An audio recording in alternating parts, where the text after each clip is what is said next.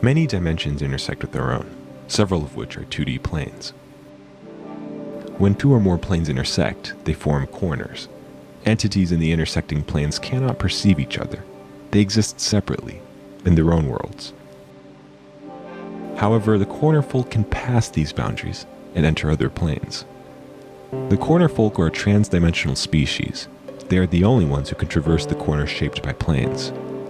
Coincidentally, I believe that the corners of my own home align with several planes, for I have seen the corner folk in action, crossing the corners from one reality to another.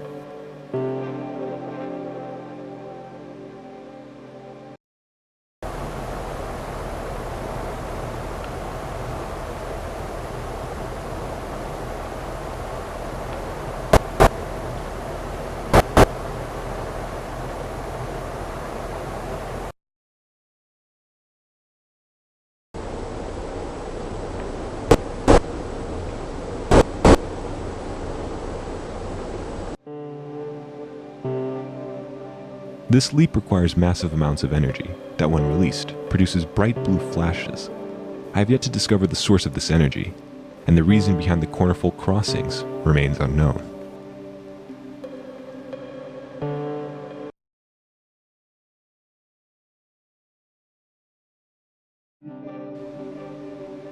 While I was at work, my cameras captured up to 12 cornerfolk huddling in the doorway. I used to think that they had to cross dimensions quickly, but the new footage has proven otherwise. When I'm not around, they take a break from traveling and exhibit micro-movements similar to dreaming animals. They must feel safe in these corners, which suggests that the corner folk's own home is made of similar structures. I imagine that their corner world is made of many plane intersections, allowing them to move freely without using up any energy. My photographs show that smaller corner folk have odd impressions on their skin, as though they had been pressed against many plane intersections at once. The corners likely belong to a nursery or a crib in their homeworld. A multitude of corners placed in close proximity could be used to secure the infant from leaving the corner world. Perhaps they only cross corners in search of food, the same way we only leave our homes for resources. The corner world may be used to raise young, while my own house's corners serve as rest stops of sorts during their journeys.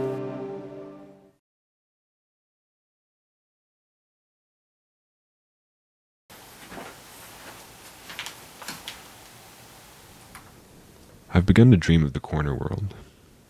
I can't stop thinking about it. According to the calendar, I've spent entire weeks in my home, just drawing and describing the corner world on paper. I lost my job last month due to repeated absences, but it really does feel like I just left the office this afternoon. When the corner folk jump, it feels as though they're taunting me. But I'm close to a solution. Regardless of whether my body survives the forces of the corner world or not, this much is certain. The fear of my own destruction will not prevent my entry.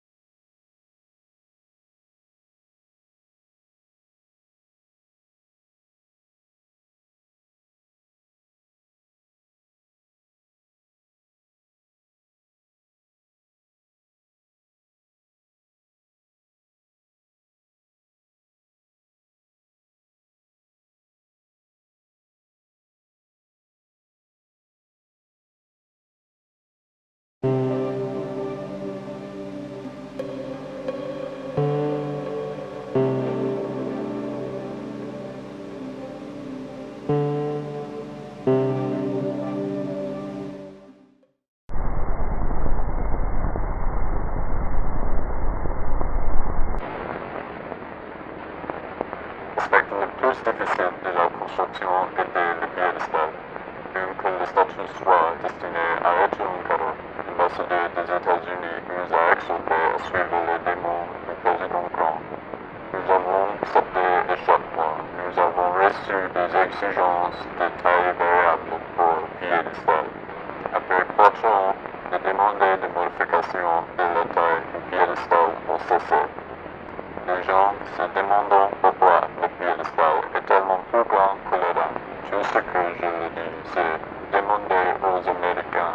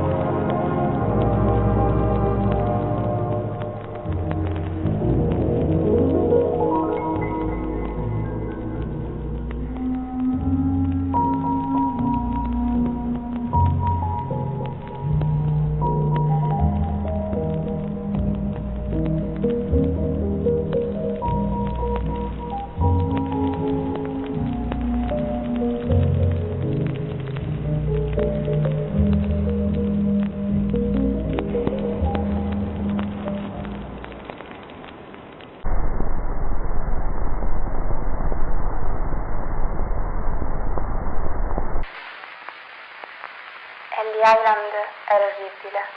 L'intero posto puzzava di carne, come un mattatoio. C'erano anche uccelli morti ovunque e mia sorella ne trovò persino uno nel gabinetto. Se già la costa è così, diceva mio padre, immaginate quanto puzzeranno le città. Ricordo di aver sentito altre famiglie dire quasi scherzosamente che volessero tornare a Milano per via dell'odore. La mia famiglia aveva spruzzato profumo e acceso candele per tenere lontano il fetore, ma funzionava solo per un'ora o giù di lì, finché l'aria diventava di nuovo insopportabile. Le serate erano così calde, rimasi per lo più sveglia, anche se il resto della mia famiglia dormiva profondamente. Ricordo che guardavo fuori dalla finestra ogni notte e vedevo file di persone che venivano condotte alla Statua della Libertà dai funzionari. Se solo fossero saliti sul piedistallo, i funzionari se ne sarebbero andati e non sarebbe successo nient'altro. La mattina seguente però ci sarebbe stato un odore peggiore, come un mattatoio.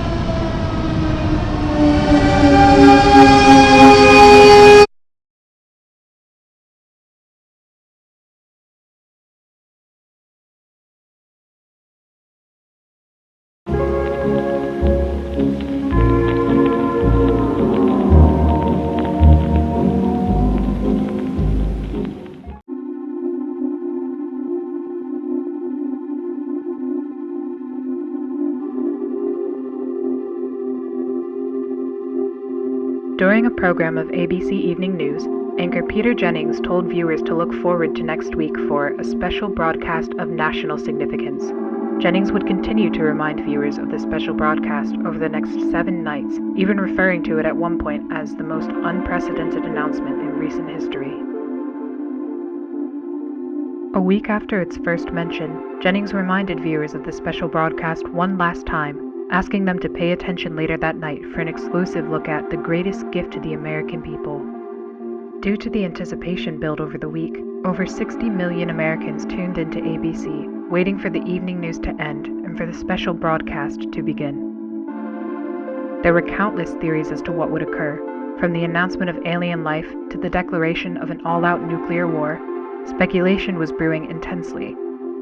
Once the evening news program ended, a black screen with a 10-second countdown commenced with the title Dean Democracy. Some viewers, so terrified of the threat of nuclear war, reportedly experienced nervous breakdowns and ran down the street, declaring that Dean Democracy was the code name for an all-out nuclear holocaust. Yet once the countdown ended, all fears were soon replaced with tears of joy and an excitement not seen since the end of World War II.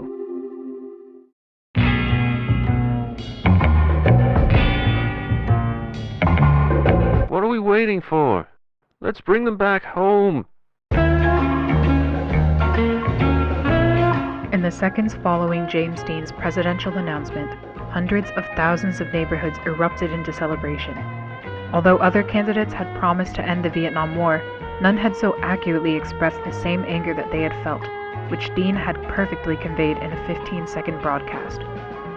Due to popular demand, the ABC Evening News was canceled the next night, replaced by a 30-minute loop of James Dean's presidential announcement. The broadcast was watched again by over 38 million Americans, and the parties continued for the rest of the week.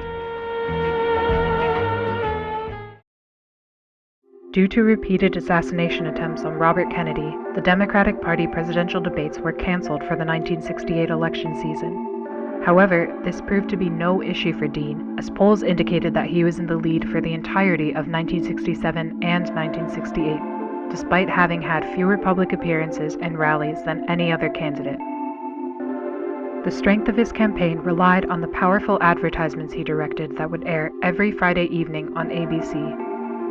The series of programs would be considered by many as another weekly TV series, and went on to become the highest-rated TV show on television after the conclusion of Star Trek in 1967. Although a presidential debate was eventually scheduled 2 weeks before the election, James Dean instead invited opponent Richard Nixon to a track to race cars on the same night. Although reluctant at first, Nixon eventually agreed and went to spend the entire day with Dean, reportedly even telling the actor, "To hell with it, I'm voting for you. You're already a better president than I'll ever be." This statement, although only a rumor, would spread like wildfire in tabloids and permanently curbed Nixon's chance for victory. On the morning of November 1st, 1968, 4 days before Election Day, anti-Dean groups hijacked radio channels and told civilians they were fed up with James Dean and that television was ruining American youth. After the broadcast, the groups went on to cut hundreds of power lines in the southeast, effectively preventing any of Dean's presidential ads from reaching any household below Tennessee. Dean quickly heard of the incident and, despite the risk of an assassination, flew down to the south and quickly went to work with local electricians to repair the broken power lines. James Dean would be met with a supportive crowd, primarily younger voters who were eager to see a younger face back in the White House. Elderly white conservatives, often the parents of the younger supporters, remained in their houses and occasionally peered through their window blinds to catch a glimpse of the handsome candidate. Although it wasn't known to Dean at the time, hate groups in the South had perpetuated the idea that he was Satan in disguise, and cited his good looks and his love for jazz as being clear signs of the devil.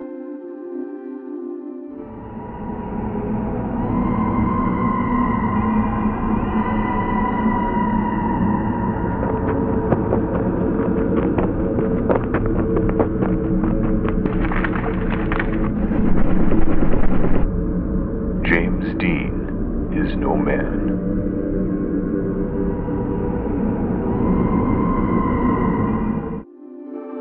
Elderly white conservatives in the Southeast would be the only demographic unfazed by his campaign, yet Dean continued to travel from state to state, repairing power lines for 4 days straight until the very morning of the election. On November 5, 1968, James Dean received 75% of the popular vote with 395 electoral votes. Nixon congratulated Dean in a phone call the following morning, but Dean refused to acknowledge the win and instead asked to race cars again at the track.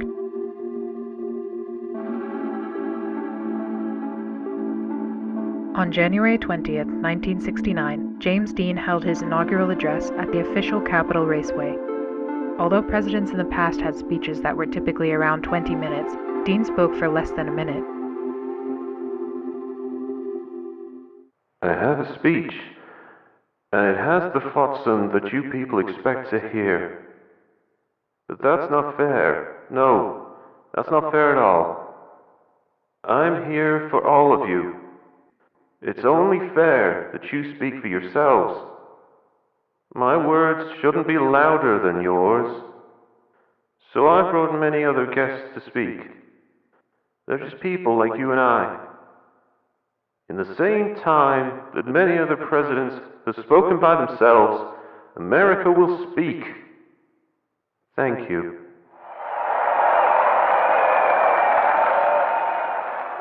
Dean proceeded to introduce many groups to the microphone, including civil rights activists and Native American families. Martin Luther King Jr. would also come forward to speak in his first appearance since an attempt on his life 9 months prior. President Dean would conclude the inauguration with a brief bongo performance and went on to race Richard Nixon at the track. In subsequent presidential inaugurations, those who disagreed with the elected president would instead celebrate Dean Democracy Day and protested by watching Dean's unique take on the address in place of the actual one. In a televised address, President Dean planned to inform Americans of his first 90 days in office. However, 6 seconds into the broadcast, the audio cut out and remained absent for the remainder of the speech. Although anti-Dean groups claimed responsibility and took pride in the sabotage, many civilians claimed that it benefited the president. The silent broadcast highlighted President Dean's sincere facial expressions and lively disposition, as opposed to the stern and stiff personalities of prior administrations. Viewers were proud to see a man in his prime at the most important position in the country. Ironically, President Dean's popularity grew after the technical difficulty, and film director Stanley Kubrick went on to call the broadcast the greatest silent film ever made.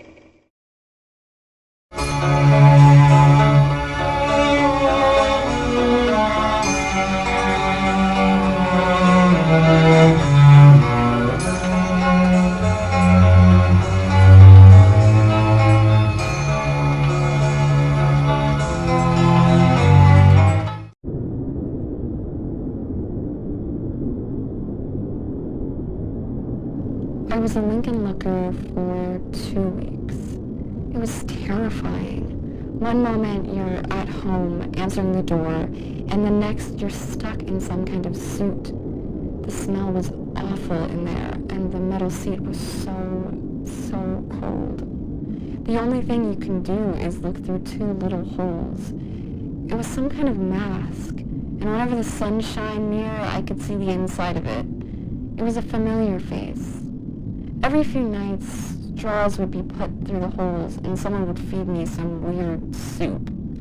After 2 weeks, they found out that they had misidentified me, and I wasn't the correct Lincoln Looker.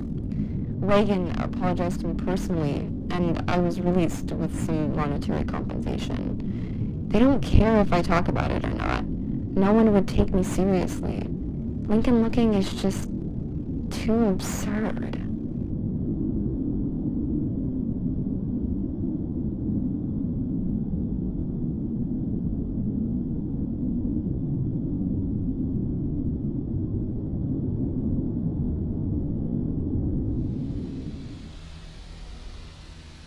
There's always that someone that we dislike more than everyone else.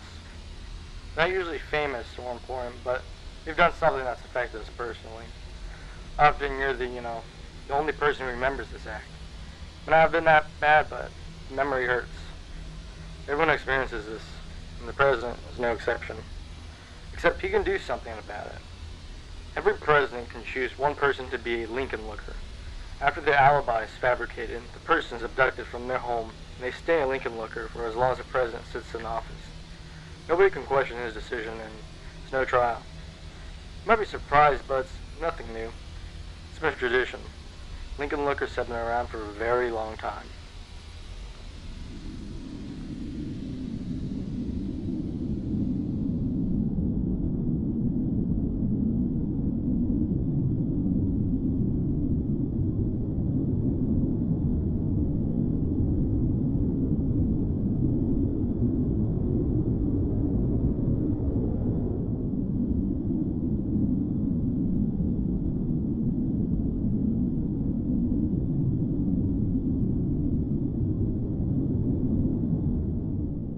Hello, we are not available now.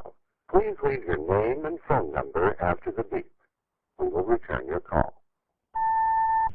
Hey, Eunice. It's Howard. I don't know what I just saw. I was at the top of the steps, reading the inscriptions and talking to visitors, when I started to hear a faint scratching sound. I didn't think much of it at first, but when I got close to the chair, I realized that the scratching was coming from inside the marble. So I went to a guard and asked whether she could do anything about animals that could be trapped in there. She told me not to worry about it, and that they'd take care of it once there were fewer visitors. A few minutes passed, and the scratching became much louder. I went back to the guard and asked what kind of animals usually got stuck in there, and she said, wild animals. The sound started to make visitors anxious. I remember one boy was pulling so hard at his mother's hand, begging to leave. A blind girl with one of those canes went up to the chair and pressed her head against it to listen. Then she started crying. Her parents tried to pull her away, but she just began to hit the chair with her cane. That's when the guards asked everyone to go back down the steps. I don't know why, and it's going to sound crazy, but I felt compelled to help. So I went to the blind girl and joined her in hitting the marble. The guards tried to pin us down, but the scratching became too loud for even them. It sounded like someone was shaving down a chalkboard. Eventually the marble began to crack, and a few more hits caused the crevice to expand all the way to the top of the chair. There was a sudden burst of air from the damage, and the head suddenly turned toward us. I was afraid it would fall, so I picked the girl up and went down a few steps. The head slowly rotated back into place, and when it started to be pushed upwards, I took out my camera. It was no wild animal.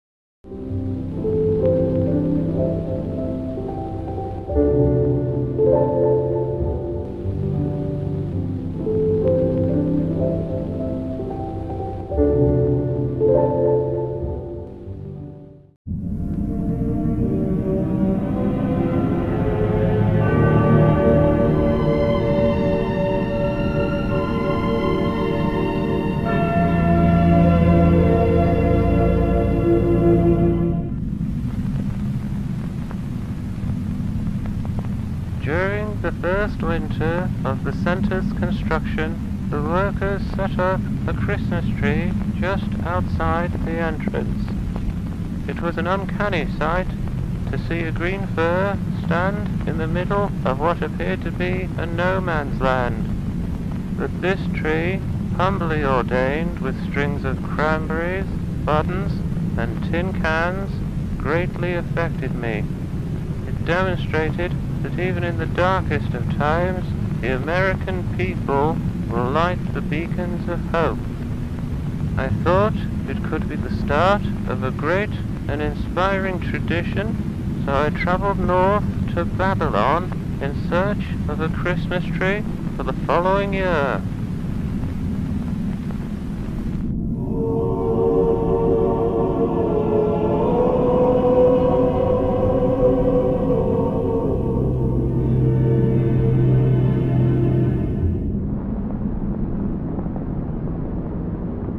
For 12 days and 12 nights, Mr. Rockefeller looked for the best tree in the forest. How about this one, Mr. Rockefeller? No, no, it's much too short. How about this one, Mr. Rockefeller? No, no, it's much too tall. How about this one, Mr. Rockefeller? No, no, it's much too average. Mr. Rockefeller soon feared that he would leave empty-handed. Then, on the 12th night, just as he was packing up his stuff, Mr. Rockefeller heard the sweetest tune in the air. It sounded as though the very wind itself had fallen in love. He and his men followed the song and found themselves at the base of a very, very special tree. How about this one, Mr. Rockefeller? It's perfect. For the rest of the night, the men swung their axes at the special tree. Chop, chop, chop. However, when the sun rose, the tree was still standing. Their axes had left no marks at all. Mr. Rockefeller was surprised. The next day, Mr. Rockefeller and his men laid 100 sticks of dynamite around the tree. 3, 2, 1, boom! Yet, the special tree continued to stand. Mr. Rockefeller was surprised. So Mr. Rockefeller decided to hire the best team of grave diggers to take the tree out of the ground. After a week of digging, they told Mr. Rockefeller, the tree will be out in 3 years at this rate. Mr. Rockefeller was surprised, but he decided to let the grave diggers work. He would pick the next 3 best trees for the next 3 Christmases. But by the 4th year, the special tree was ready to display.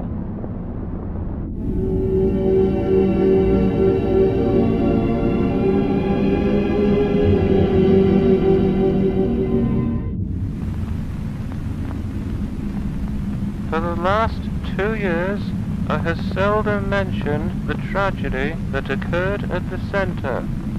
Many have taken offense at my silence, claiming it to be the result of a desensitization to workplace accidents. Indeed, I have seen enough accidents for 3 lifetimes, but nothing could have prepared me for what happened at the center. For some time now, my friends have blamed the center's original construction workers for the tragedy, since it was their very own Christmas tree that had started the whole tradition. But the truth is that their tree brought joy and wonder to the public. It was my tree, and my tree alone, that brought about the unprecedented loss.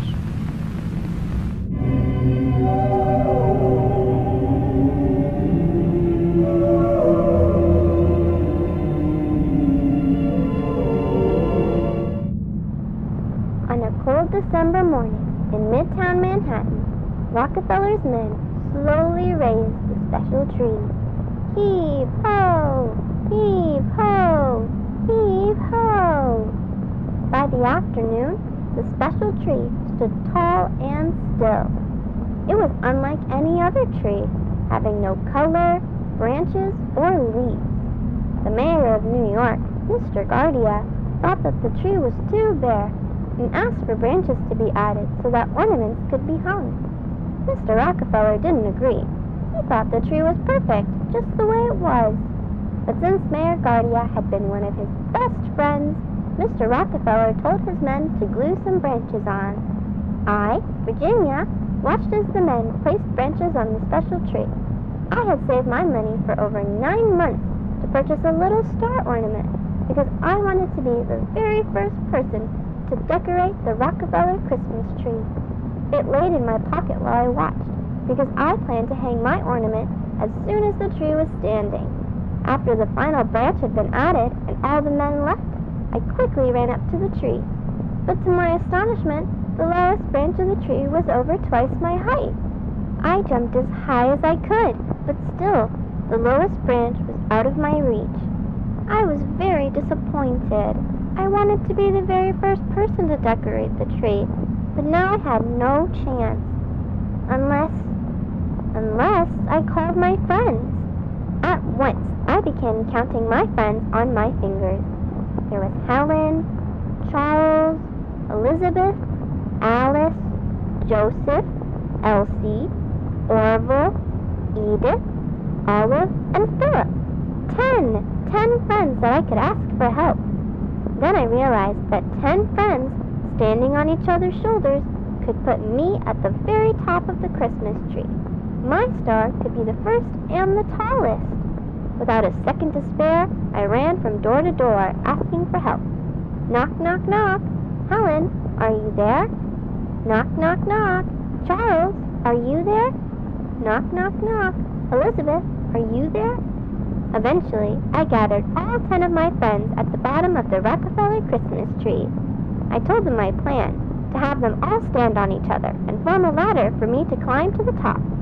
My friends understood my excitement, and they quickly started to climb onto each other's shoulders. Ow! Helen had stepped on Charles' fingers. Ow! Charles had stepped on Elizabeth's fingers. Ow! Elizabeth had stepped on Alice's fingers. After many groans and tumbles, my friends formed a sturdy ladder, and I began to climb. My joy grew with every passing face, and before I knew it, I was at the very top, looking down at the tree. My ladder of friends swayed back and forth, and occasionally felt like it was about to collapse. But I tuned out the movement and focused on the tree. Closer, friends, closer. Then I secured the metal star at the top of the tree. It was perfect. Hooray! Victory! I'm the first! Just then, there was a strange sound. The tree began to shake. Its glued branches fell off all at once, and the entire tree slowly bent backwards. Soon, the very top of it touched the ground, forming a perfect arc. It was like a very strange rainbow. My heart sank as I saw my star gently slide to the ground from the tree's top. Bolts of lightning then shot out from inside the arc of the tree, producing thunderous booms. The lightning scared my friends and me. We all tumbled to the ground and ran in all directions, but the lightning caught up to us. I was blinded by a great white light. I remember when my eyes adjusted, I was in a field of special trees, and I saw... In a flash, I returned to the street where my friends and I had been struck by the lightning. We were all on the ground, being attended to by other people. I had scratched my legs badly, and I could see that my friends were also hurt. I looked up at the Rockefeller buildings, and I thought that they looked a little different. The whole street looked a little different, and the special tree was nowhere in sight.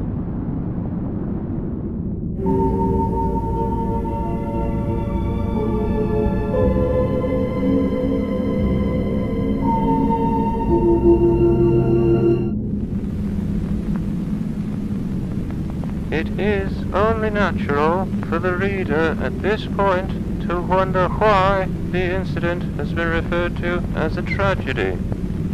There had been no loss of life, and, aside from a few temporary scorch marks on the center, no damage to the surrounding property. I too assumed it was a mostly inconsequential event, likely an electrical accident whose effects were exaggerated by the children at the scene. I was grateful that every life involved had been spared. A death at the center would have weighed heavily on my mind for some time. But when I encountered the results of the children's medical examinations, I wished that a death had occurred in place of the unfathomable.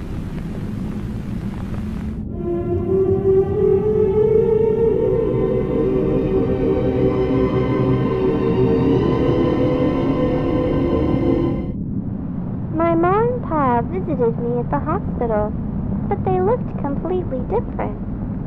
Ma looked worried. After she wiped her tears, she asked, "Did you hang your bear at the Rockefeller tree?" I answered, "It wasn't a bear. I was going to hang a star." To which they asked, "What do you mean?" Pa asked, "Where did you get these clothes?" I answered, "These are my clothes, the ones you helped me put on this morning." To which they asked, "What do you mean?" My ma then asked, "Why are there dots all over your face?" I answered, "Those are my freckles. I've had them since I was little." To which they asked, "What do you mean?" My parents quietly left my bed and talked to my friends' parents. Then they all started to cry and yell. The nurses made them leave, which made me feel better. None of us thought that our real parents had visited, but they all did feel familiar. Orville and Philip were especially shaken. They didn't even share the same last name with their parents. The nurses tried to convince us that those who had visited us were our parents, and that we would come around to properly greet them after we healed.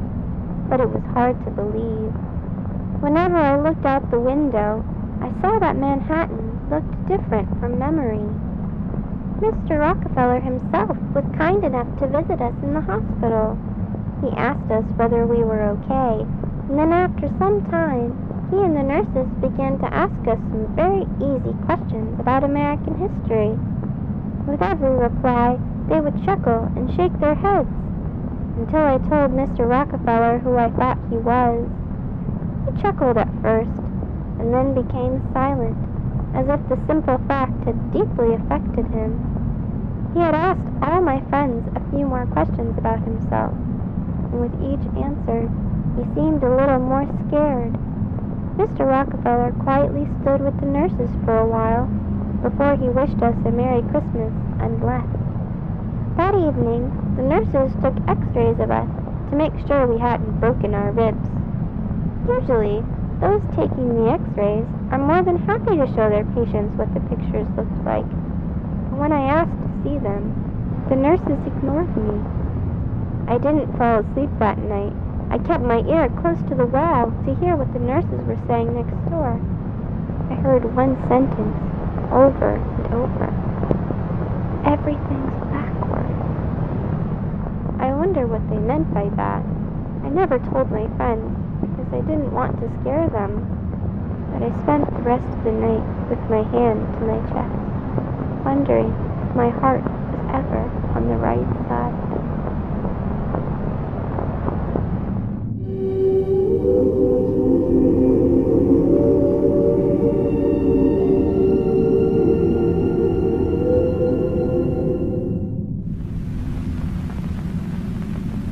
For several weeks, the children were kept under observation at the Columbia Presbyterian Hospital.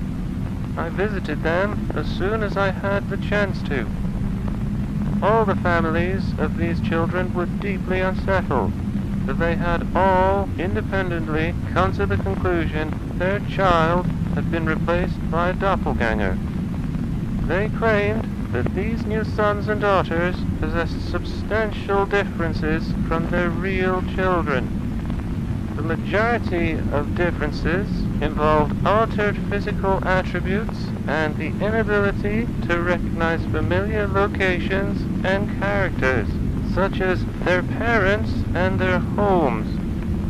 2 boys even claimed to have names different to those that their mothers had given them at birth. But of all the discrepancies, the most bizarre was their faulty recollections of notable persons and events. For instance, each of the affected children claimed that I had become the wealthiest man in America through an oil monopoly. It is common knowledge that I did indeed work at an oil refinery in my youth, but to entirely deny my 2 terms as president and insist instead that I had always been a mere philanthropist struck me as being particularly odd. The families were agonized by the children's behavior. Some continued to search for their real children. I support their endeavors, for I do not believe that the children's afflictions were the result of hysteria. Every day, I find myself recollecting the day that I had selected the tree.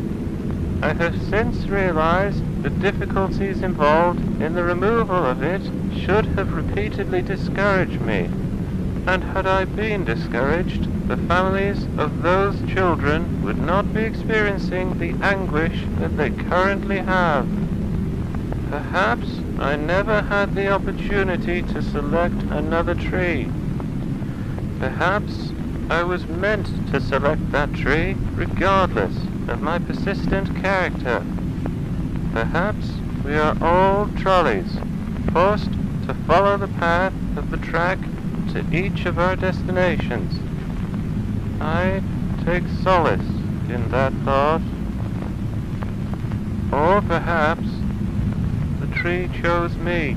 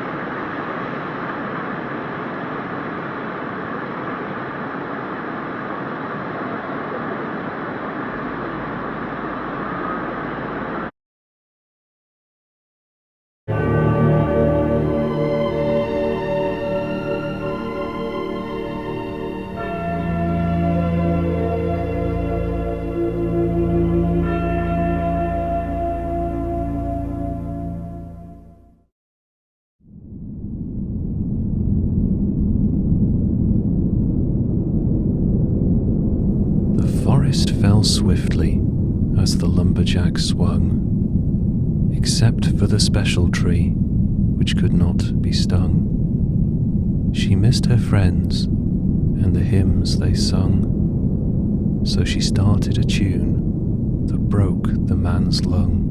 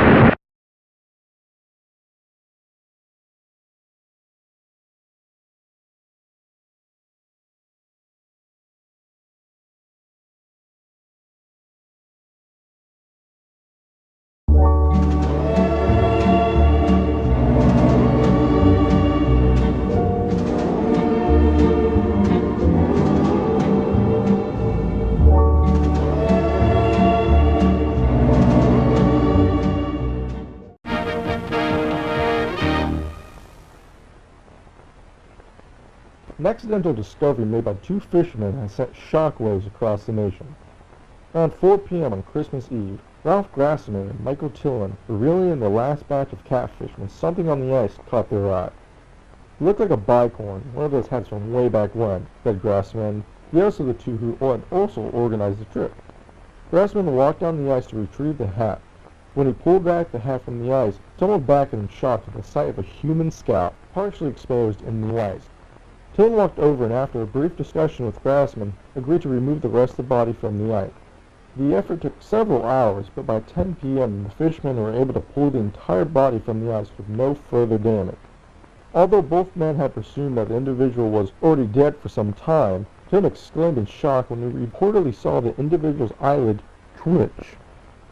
Grassaman suggested to immediately take the body home in an attempt to revive the frozen man. They proceeded to carry it back to Grassaman's apartment. They laid the body in a full bathtub, gradually raising the water's temperature throughout the night to prevent shock. Grassaman claims to have learned this technique from a pulp magazine he had read as a child. At 2 a.m. the following morning, Tillman claimed that an individual briefly regained consciousness and shouted, "Victory or death," while Grassaman rested in the living room. By 7 a.m. the frozen individual appeared to have relapsed into a deep coma, which prompted Grassaman to phone the local authorities. When asked why he hadn't called medical personnel earlier, Grassaman told reporters that he didn't want to risk the lives of the first responders, who had been driving on slippery roads in the dark. Shortly after being phoned, paramedics arrived and rushed the frozen man to the Delaware State Hospital. Throughout the experience, both fishermen thought that the individual's face seemed vaguely familiar. It was only when Tillman pulled out a dollar bill that the connection was fully made.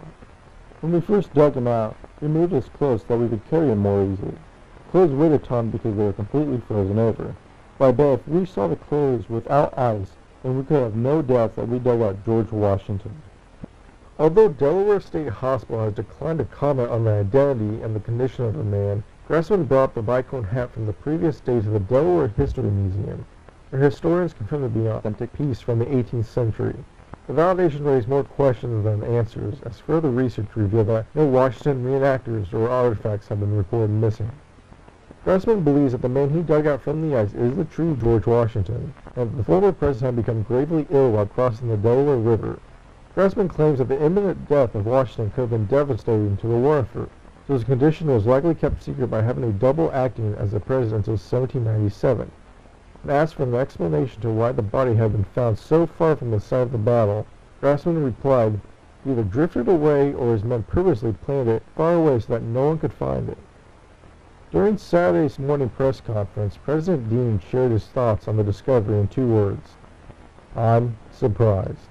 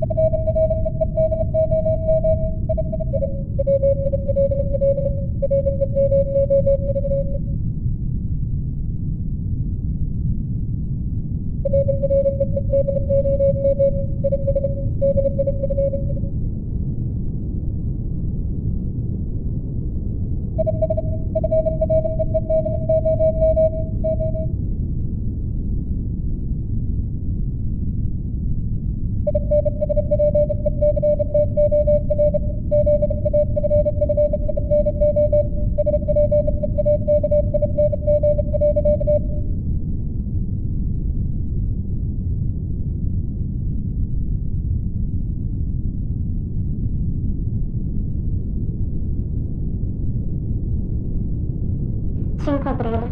Gli schizzi di Papino della Libertà sono stupendi. Lei assomiglia alla mamma se fosse una regina. Ho chiesto a Papino se potesse fare una statua che mi somigliasse. Ha detto sì. 10 aprile. Oggi Papino è andato al suo studio. Gli ho chiesto se avesse già iniziato a lavorare alla mia statua ed ha continuato a sorridermi. Io credo di sì. Papino è molto gentile. 13 aprile. Non abbiamo avuto notizie di papà per un po' di giorni. È già successo in passato, dato che è solito lavorare al suo studio per tanto tempo, ma la mamma oggi era molto preoccupata. È andata nel suo studio dopo avermi messo a letto. 15 aprile. Mamma è tornata a casa stanotte. È andata dritta verso la sua stanza. 16 aprile. Oggi è venuto l'ispettore. Ci ha chiesto di Papino e poi è andato nella stanza della mamma. Un paio di momenti dopo sono arrivati più uomini. Mamma stava piangendo. Continuava a gridare: lei ha i suoi occhi, lei ha i suoi occhi. Ero spaventata. Sono scappata via dalla casa. 18 aprile. Ricordo Papino dire alla mamma come la statua sarebbe stata messa in una nave chiamata Monarch. Sono andata al porto e l'ho trovata ancorata là vicino. Accanto alla nave c'erano alcune scatole. Parti della libertà erano in ciascuna di esse. Mi sono intrufolata in una scatola che era vuota. Spero che venga mandata dove sta Papino. Sento il suo spirito vicino alla libertà.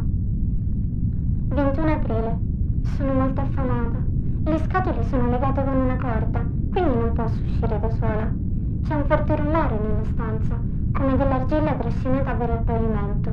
Posso sentire le corde che vengono tagliate e qualcosa di grosso uscire da una scatola. È Papino? Ci sono molti altri suoni, come legno che si rompe. Dato che le corde sono rotte, sono uscita in fretta dalla scatola ed ho trovato del pane e della frutta nella stanza accanto. Mi sono sbagliata. Non è Papino, ma ha i suoi occhi. 24 aprile. Ho paura a rientrare di nuovo nella scatola. Ieri ha fatto suoni più rumorosi. Mentre cercavo per del cibo, credo che mamma mi abbia vista. La scatola è l'unico posto per nascondersi. Le corde continuano ad essere rotte da quella cosa con gli occhi di Papino. Ho paura che quella cosa o quell'uomo possano aprire la mia scatola. Non scriverò più molto, perché ho paura di fare rumore. Scriverò nuovamente quando arriverò sulla terraferma. 29 aprile. La cosa con gli occhi di papà oggi mi ha presa. Mi ha tenuta mentre correva attraverso la giungla. La sua spada ha tagliato centinaia di alberi. Non ho potuto vedere molto nel buio, ma ho potuto vedere gli occhi di papà fissarmi da quelle palpebre metalliche. Siamo scesi giù per un buco e in una grotta profonda. Dopo avermi messo a terra, ha acceso un fuoco colpendo le sue braccia contro delle pietre. Ormai è da ore che affila la sua spada con le rocce, ma non ho mai guardato la lama. Oggi, sin da quando ho iniziato a scrivere, la cosa con gli occhi di Papino ha fissato me.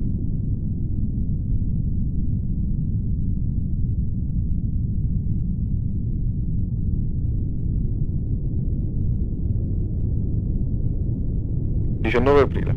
6 casse sono state caricate all'alba. Sono pesanti. Ciascuna di esse contiene una parte di una grossa scultura. 29 aprile. Siamo atterrati a Gibraltar all'alba. La nave ci ha messo ore per approdare nel porto. C'erano molti buchi neri di postiglia. Ciascuno di essi ha permesso ad enormi quantità d'acqua di entrare. Senza il catrame saremmo affondati in 3 giorni. Abbiamo aperto le casse per gli ufficiali della dogana. Le casse erano vuote.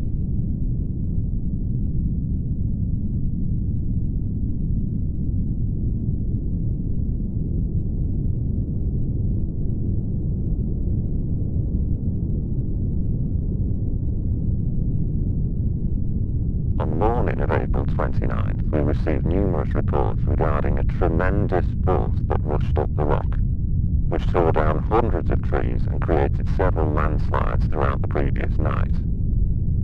One civilian likened the phenomena to the work of a gigantic crazed fella. Due to the sheer number of reports and the high level of concern in the surrounding community, I deployed myself along with 13 officers to the rock in search of an explanation. We discovered that there was indeed a newly forged trail through the dense foliage stretching almost the entire height of the rock. The trail was astonishingly linear, with no bends in the path. The cuts to the trees themselves were precise. The downed trees continued to be warm to the touch, presumably due to the extreme speed of this force. A few fires present along the trail were extinguished by fellow officers as we traversed the rock. The path ended at a large crevice in the ground, which looked to be an entrance to a large underground cavern. After requesting additional men and equipment, Officer Hadley descended into the crevice. It was not long until Hadley exclaimed in fright and urged us all to enter. Within the following hour, the majority of us were in the cavern, which appeared to be an undiscovered offshoot of Sir Michael's cave. In the middle of the location stood a plaster model of a tall Greco-Roman statue of a woman. Surrounding this sculpture were the splayed remains of an individual, flattened like a set of clothes. A hollowed-out torso was stretched a quarter of the way up the statue, the sight of which compelled a few of the officers to exit the cavern. The human remains were collected and sent to the morgue, while the sculpture was cleaned and lifted out. The statue's blade, held in its right hand, matched the cuts present on the downed trees. Despite the fantastical implications of this detail, the Gibraltar police force officially concludes that the work of the crazed fella was nothing more than the result of heavy winds. During a secondary investigation, a journal was discovered in the cavern. A translation of its Italian text is in progress.